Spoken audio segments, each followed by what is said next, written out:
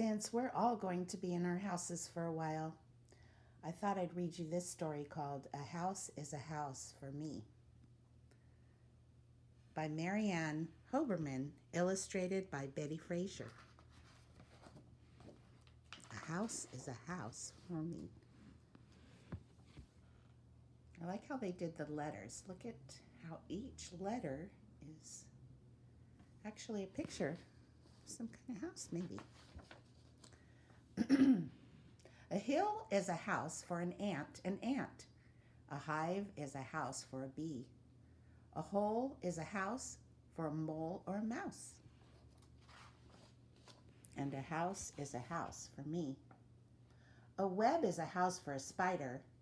A bird builds its nest in a tree. There's nothing so snug as a bug in a rug. And a house is a house for me. A coop, that's a house for a chicken. A sty, that's a house for a sow. A fold, that's where sheep all gather to sleep. A barn, that's a house for a cow. It is also, of course, a house for a horse. A kennel's a house for a dog, a dog. A dog is a house for a flea.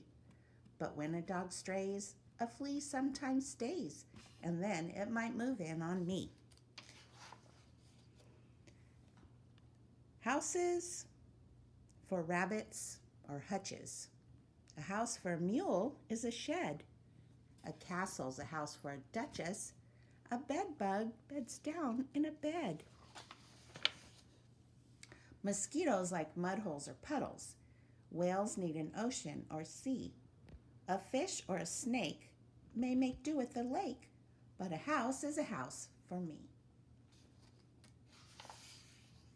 A shell is a dwelling for shellfish, for oysters and lobsters and clams. Each snail has a shell, and each turtle as well, but not any lions or lambs. Lions live out in the open. Monkeys live up in a tree. Hippos live down in a river. Now, what do you know about me? An igloo's a house for an Eskimo. A teepee's a house for a Cree. A pueblo's a house for a Hopi. A wigwam may hold a Mohi. A garage is a house for a car or a truck. A hangar is a house for a plane. A dock or a slip is a house for a ship. And a terminal is a house for a train.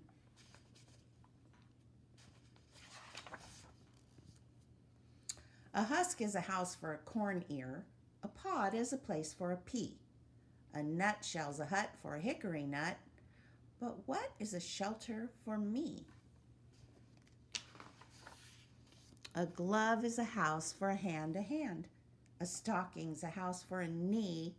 A shoe or a boot is a house for a foot. And a house is a house for me.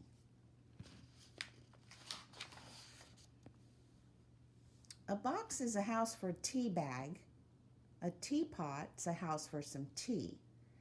If you pour me a cup and I drink it all up, then the tea house will turn into me.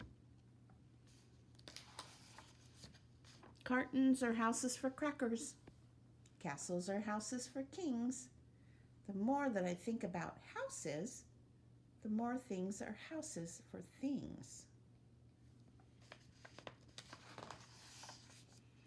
And if you get started in thinking, I think you will find it is true that the more that you think about houses for things, the more things are houses to you.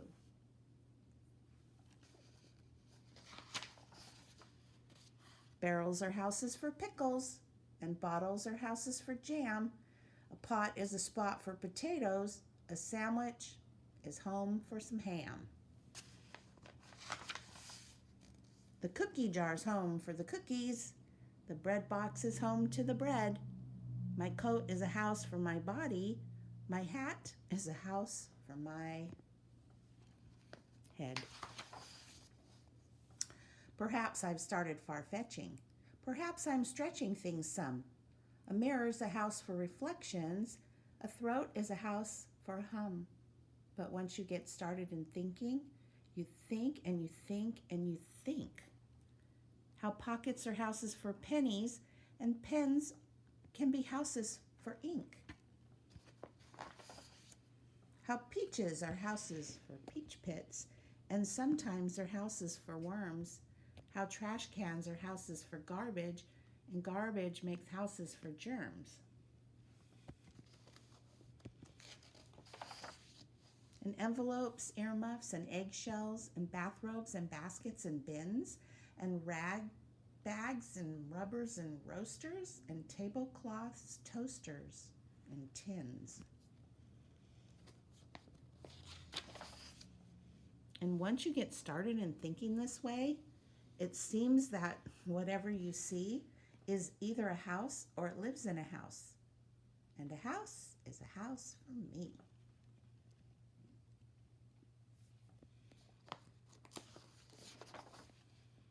A book is a house for a story. A rose is a house for a smell. My head is a house for a secret I never will tell. A flower's at home in a garden. A donkey's at home in a stall.